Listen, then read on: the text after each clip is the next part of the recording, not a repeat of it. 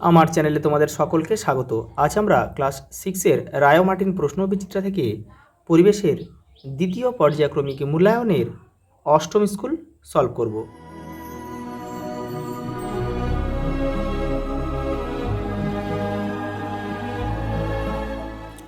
প্রথম প্রশ্ন দেখো, প্রদত্ত কোনটি বেমানান? দেখো, বক্সাইট, হিমাটাইট, লোহা আর কপার গ্ল্যান্ডস। দেখো, এখানে বেমানান বলতে লোহা হবে। লোহা একটা ধাতু, আর কপার গ্ল্যান্ডস, হিমাটাইট, বক্সাইট এগুলো কি? এগুলো হচ্ছে আকরিক। ভর পরিমাপ করা হয় সাধারণ তুলাযন্ত্রের দ্বারা। পরেরটা দেখো, চাপ সমান সমান বল বাই ক্ষেত্রফল, এই সূত্রের উপর ভিত্তি করে চাপ বাড়ানোর জন্য সূত্রে কোন নীতি প্রয়োগ করা হয়? দেখো, এখানে হবে, এখানে ক্ষেত্রফল কমানো হবে, ক্ষেত্রফল কমানো হয়।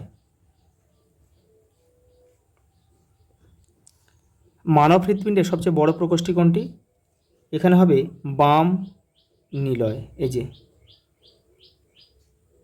চাকা লাগানো একটি খেলনা গাড়িকে মেঝের ওপর দিয়ে উত্তর থেকে দক্ষিণ দিকে ঠেলে দেওয়া হলো, এক্ষেত্রে ঘর্ষণ বলের অভিমুখ হলো, দেখো উত্তর থেকে দক্ষিণে ঠেলে দিয়েছে, অর্থাৎ উত্তর থেকে দক্ষিণে যাচ্ছে, তাহলে ঘর্ষণ বল হবে কোন দিক থেকে? দক্ষিণ থেকে উত্তর হবে। দেখো কোথায় দক্ষিণ থেকে উত্তর আছে, এই যে উল্টো দিকে হবে ঘর্ষণ বল।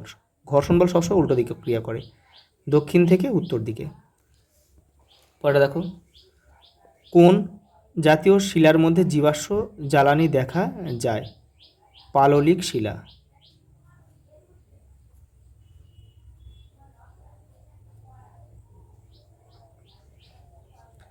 এলপিজি অথবা সিএনজির সম্পূর্ণ নাম লেখো। এলপিজি দেখো,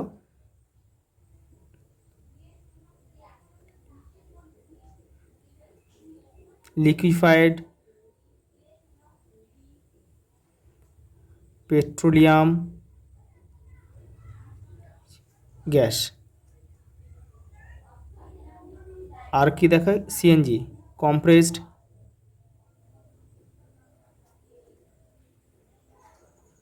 কম্প্রেসড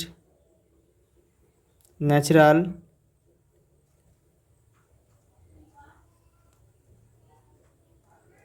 গ্যাস। পরটা দেখো, গতিবেগের এসআই এককটি হলো, এটা হবে মিটার পার সেকেন্ড।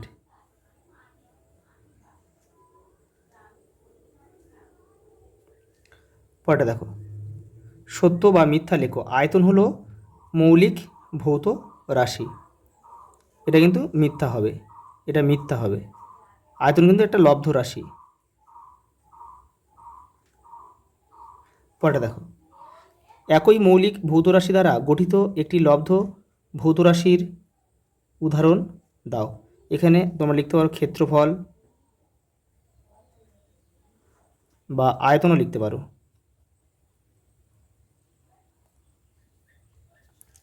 পরটা দেখো, একটি বৈদ্যুতিক ঘণ্টা বাজানো হলো, এখানে শক্তি রূপান্তরটি লেখো। বৈদ্যুতিক ঘণ্টা, তাহলে এখানে তড়িৎ শক্তি শব্দ শক্তিতে রূপান্তরিত হলো। শব্দ শক্তিতে রূপান্তরিত হলো। দেখো, খাদ্য পিরামিডের উৎপাদক কারা? সবুজ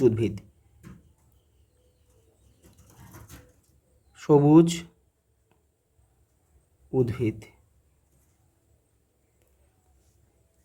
পরেরটা দেখো, একটি তৃণভূমির প্রথম শ্রেণীর খাদকের উদাহরণ দাও। প্রথম শ্রেণীর খাদক তৃণভূমির হয় ফড়িং হবে, তোমরা হরিণও লিখতে পারো।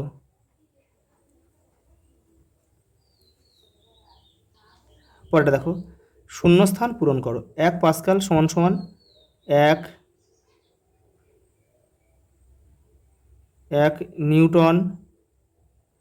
নিউটন বর্গমিটার।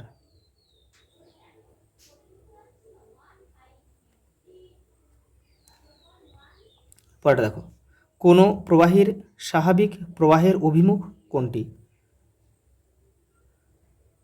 উচ্চ চাপ থেকে নিম্নচাপের দিকে।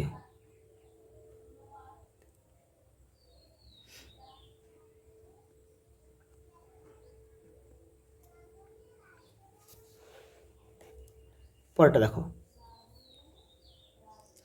যে ধমনীর মধ্যে দিয়ে হৃৎপিণ্ড থেকে ফুসফুস ফুসফুস ছাড়া মানব শরীরের সমগ্র অংশে রক্ত পৌঁছায় তার নাম কি? মহাধমনী।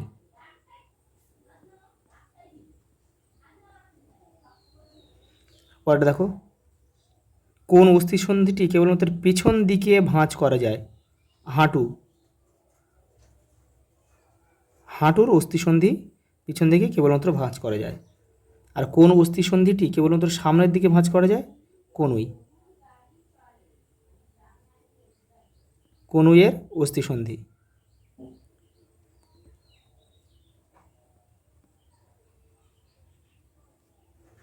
পরেরটা দেখো, রূপান্তরিত শিলা কিভাবে সৃষ্টি হয়? পাললিক শিলা কিভাবে সৃষ্টি হয় দেখে নাও, তোমাদের বইয়ের 56 নম্বর পেজে রয়েছে উত্তরটা। এই যে দেখো, পাললিক শিলা এখান থেকে লিখবে, আর পরিবর্তিত শিলা বা রূপান্তরিত শিলা এখান থেকে লিখবে। উদাহরণও কিন্তু তোমাদের দিতে হবে। পরেরটা দেখো, কয়লা থেকে কিভাবে আলকাতরা প্রস্তুত করা হয়? দেখো তোমাদের বইয়ের 61 নম্বর পেজে উত্তরটা রয়েছে। দেখো দেখো, বাতাসের অনুপস্থিতিতে কয়লাকে বেশি উষ্ণতায় গরম করা হলে কঠিন অবশেষ, তরল আর গ্যাস পাওয়া যায়। এই কঠিন অবশেষ ধাতু নিষ্কাশনের কাজে লাগে। তরলের মধ্যে প্রধান হলো আলকাতরা। পরেরটা দেখো, ভৌত রাশির একক বলতে কী বোঝো? দেখে নাও।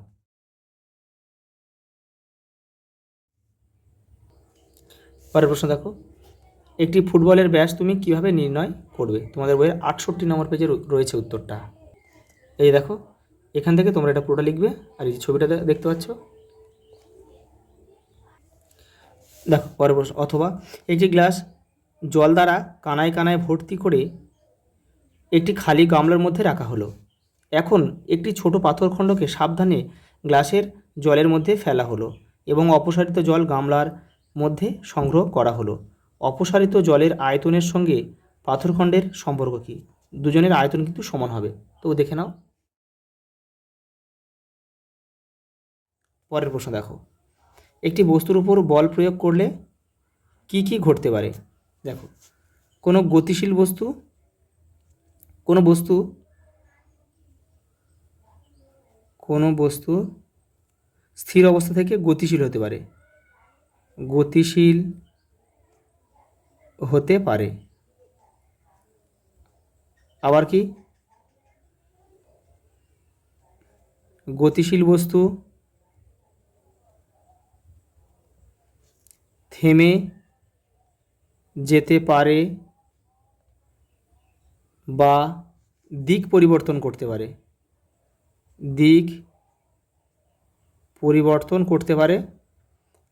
আর বল প্রয়োগে বস্তুর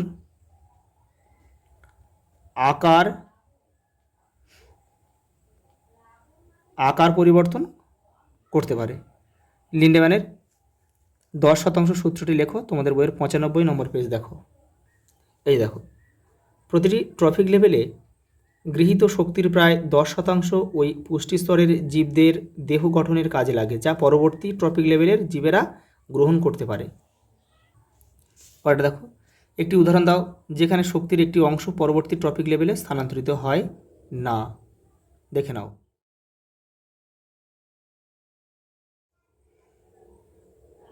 পরেরটা দেখো, বাঁধের তলদেশ চওড়া করা হয় কেন? দেখে নাও। রবারের ক্যাপযুক্ত প্লাস্টিকের হুক আঠা ছাড়া দেয়ালে আটকে যায় কিভাবে? তোমাদের বইয়ের 104 নম্বর পেজে রয়েছে। দেখো, এই যে ছবিটা দেখতে পাচ্ছ, তোমরা এইটা লিখবে। এই যে লাল মতো যে লেখাটা ব্র্যাকেট করা আছে, এটা লিখবে। পরেরটা দেখো, শ্বেত রক্তকণিকা কাজ লেখো। এই যে এখানে শ্বেত রক্তকণিকা কাজ রয়েছে, এখান থেকে তোমরা লিখবে। মূলত এরা শরীরের রক্ষীর কাজ করে, এখান থেকে পুরোটা লিখবে। পরেরটা দেখো, টেন্ডনের দুটি কাজ লেখো। তোমাদের বইয়ের 120 নম্বর পেজ দেখো, এই যে টেন্ডন, এই যে টেন্ডন, এখান থেকে পড়ে লিখবে। পরের প্রশ্ন দেখো, প্রশ্বাস ক্রিয়ার একটি কৌশলটি লেখো। দেখো 115 নম্বর পেজে তোমাদের বই রয়েছে, এই যে এখান থেকে এটা পুরোটা লিখতে হবে কিন্তু। পরের প্রশ্ন দেখো, বিশুদ্ধ লোহার সঙ্গে ক্রোমিয়াম মেশানো হয় কেন? দেখে নাও। পরেরটা দেখো, আগ্নেয় শিলাকে অস্তরীভূত শিল বলা হয় কেন? কারণ এই শিলার মধ্যে কোনো স্তর থাকে না, প্রচণ্ড তাপে কিন্তু এই শিলা তৈরি হয়, সেই জন্য কিন্তু স্তর থাকে না। আমাদের জীবনে কোন ক্ষেত্রে সুনির্দিষ্ট এবং সূক্ষ্ম পরিমাপ অত্যন্ত গুরুত্বপূর্ণ এবং কেন? দেখো তোমাদের বইয়ের 72 নম্বর পেজ,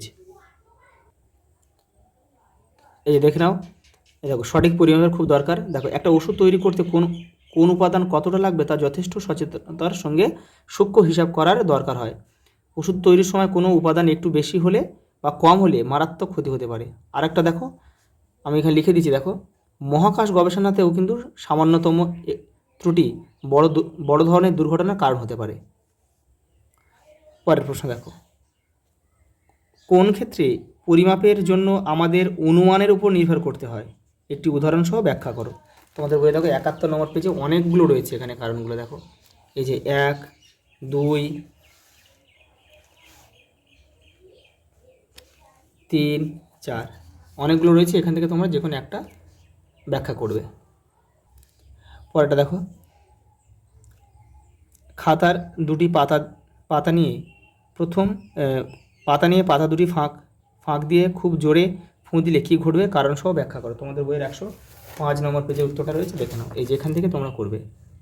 এই যে পরেরটা দেখো, খাদ্যের রাসায়নিক শক্তি বলতে কী বোঝায়? দেখে নাও। এই দেখো, খাদ্যের রাসায়নিক শক্তি, এখান থেকে তোমরা এই পর্যন্ত পুরোটা কিন্তু লিখতে হবে। দেখো, একটি তৃণভূমির খাদ্য জালের উদাহরণ দাও। দেখো, এটা তোমরা লিখতে পারো। দেখো, ঘাস, ফড়িং, তারপরে ফড়িংকে খায় কি?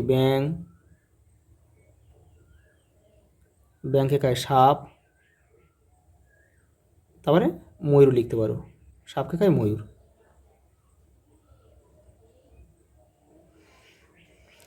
পরেরটা দেখো,